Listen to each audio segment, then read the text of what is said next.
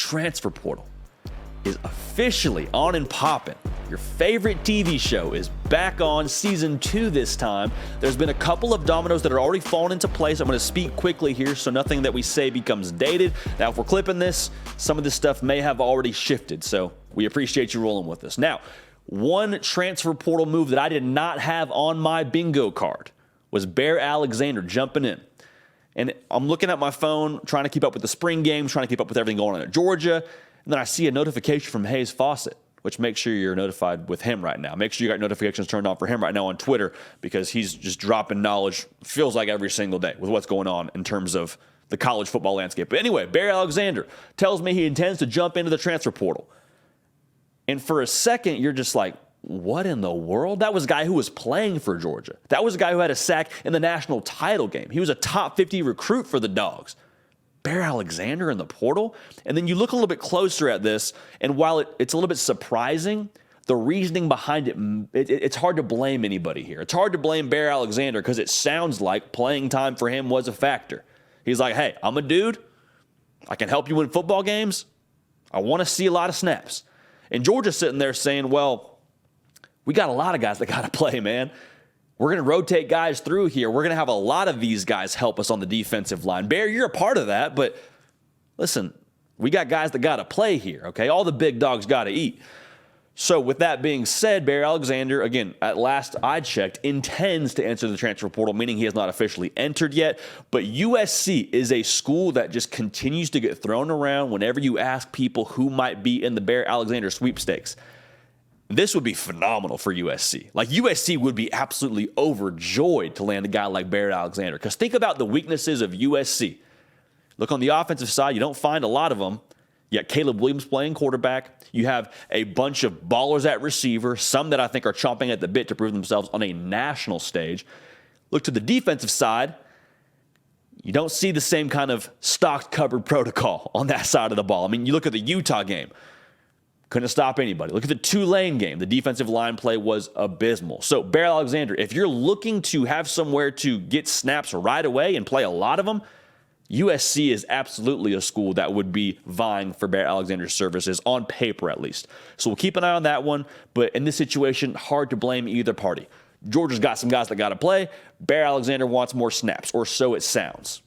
So that's that. Now, JADEN Davis was a 4-star cornerback when he came out of high school at a St. Thomas Aquinas, and he committed to Oklahoma. Was at Oklahoma for a period of time. He is going to the transfer portal. And when you look at JADEN Davis and his resume, it just seems like it was never really a fit at Oklahoma. Never really saw substantial playing time with the Sooners, and you would imagine that was the way it was shaping up for this coming season. But what we loved out of high school with him was his versatility. He can play corner for you. He can play nickel for you. And with him being from the Florida area, the schools to keep an eye on, I've heard, are the G5 schools, the UCF, the USF. Now, Florida could also be a player in this one as well. That'd make a lot of sense. Kid with a lot of ability out of high school, just never really found the right fit, it sounds like, at Oklahoma. Come back home, and maybe the fit makes all the difference. I don't know. But nonetheless, JADEN Davis, like I said, a 4-star player out of high school. Someone is going to be happy to land his services. Really quickly, make sure you subscribe to the On3 YouTube channel. We're going to talk ball here every single day. Okay, we're live twice a week as we are right now. We have phenomenal guests like Aaron Murray about to join the show, but make sure you're locked in here.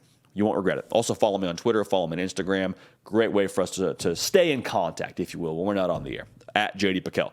Now, one individual who has absolutely blown up over the course of the past 48 hours, offensive guard from Wyoming, EMMANUEL Pregnon.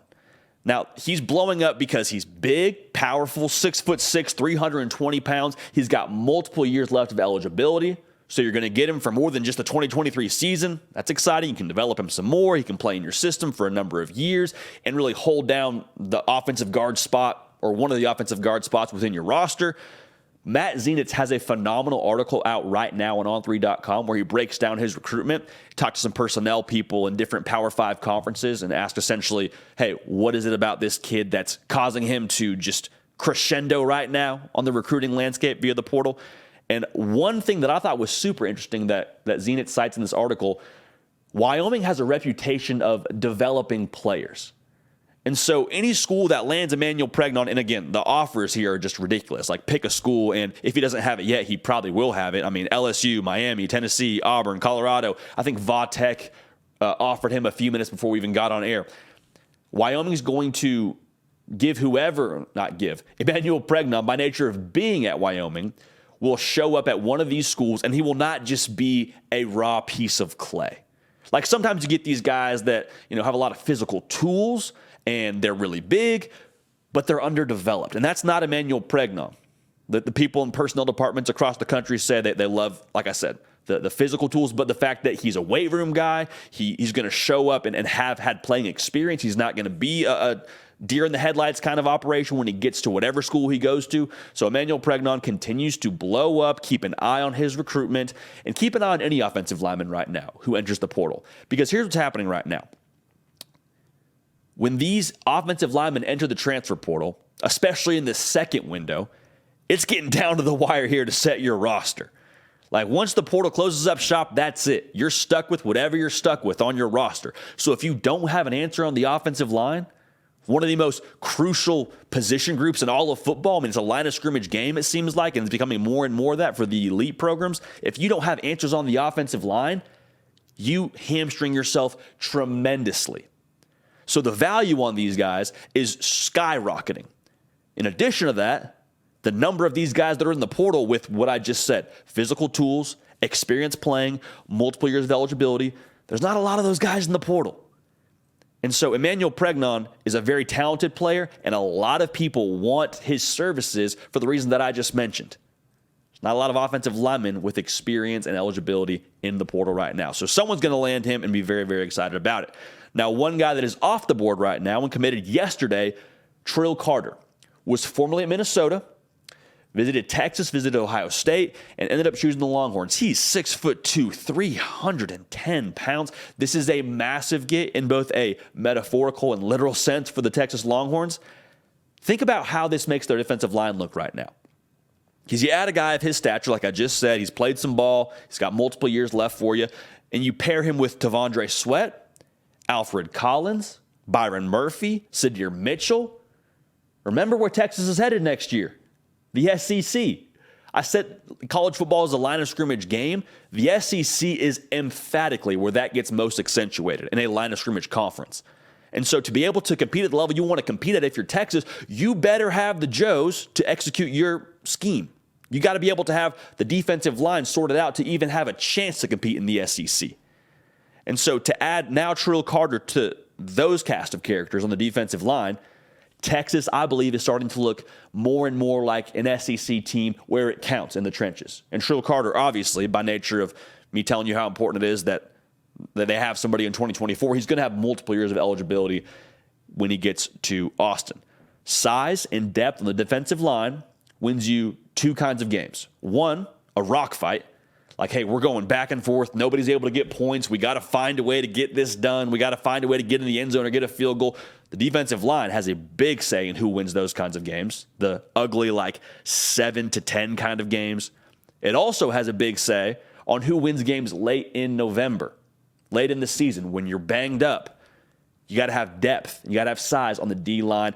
Adding Trill Carter to the Longhorns is a very, very good step in the right direction for Texas. So the portal is open right now. Like I said, season 2 of your favorite TV show is currently airing.